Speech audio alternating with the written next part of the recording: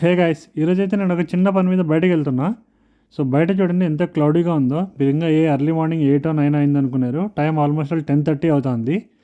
So ఇక్కడ banks వచ్చేసి కొన్ని బ్యాంక్స్ సాటర్డే క్లోజ్ ఉంటాయి, కొన్ని బ్యాంక్స్ సాటర్డే కూడా ఓపెన్లో ఉంటాయి. మన ఇంటి దగ్గర ఉన్న బ్యాంక్ అయితే సాటర్డే క్లోజ్లో ఉంది. ఇంక అలానే నడుచుకుంటూ వస్తున్నా. ఇక్కడ కాయిన్ బాక్స్ కనపడేసరికి చాలా షాకింగ్ అనిపించింది.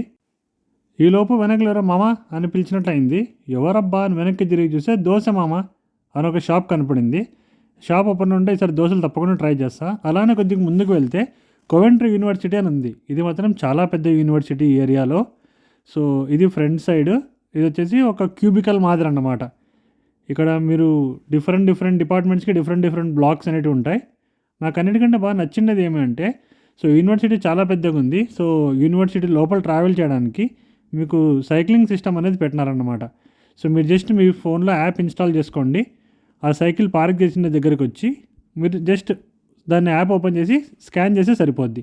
మీరు ఆ సైకిల్ తీసుకొని మీరు మొత్తం అంతా తిరిగేసి వచ్చి మళ్ళీ అక్కడే పార్క్ చేయాలి. సో ఇప్పుడు నేను చూపిస్తున్నా కదా, ఇక్కడి నుంచి కంప్లీట్ ఇదంతా యూనివర్సిటీ కిందకి వస్తుంది. డిఫరెంట్ డిపార్ట్మెంట్స్కి డిఫరెంట్ బ్లాక్స్ ఉన్నాయి. ఇలాంటి మరిన్ని వీడియోస్కి మన ఛానల్ని సబ్స్క్రైబ్ చేసుకోండి. ఇక్కడ నాకు అన్నిటికంటే పార్కింగ్ సిస్టమ్ అనేది చాలా డిఫరెంట్గా అనిపించింది. మీరు జస్ట్ మీ కార్ పార్క్ చేసుకొని ఆటోమేటిక్గా మీరు మీ కార్ యొక్క పార్కింగ్ రిసీట్ అనేది జనరేట్ చేసుకోవచ్చు ఇక్కడ.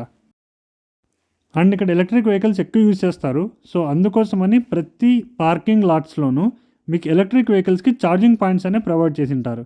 So different types of chargers ఉంటాయి. మీరు ఛార్జర్ తీసి మీ వెహికల్ కనెక్ట్ చేసుకోండి. మీ వెహికల్ కావాల్సినంత ఛార్జ్ చేసుకున్న తర్వాత మీరు ట్యాప్ అండ్ పే చేసి గన్ అక్కడ తిరిగి కనెక్ట్ చేస్తే సరిపోద్ది. ఇంక అలానే కొద్దిగా ముందుకు నడుచుకుంటూ వస్తే ఇందాక చెప్పా కదా, కొన్ని బ్యాంక్స్ ఒక ఏరియాలో ఓపెన్ ఉంటాయి, ఒక ఏరియాలో క్లోజ్ ఉంది అని. ఇదే హెచ్ఎస్బిసి బ్యాంక్ ఈ ఏరియాలో ఓపెన్ ఉంది చూడండి.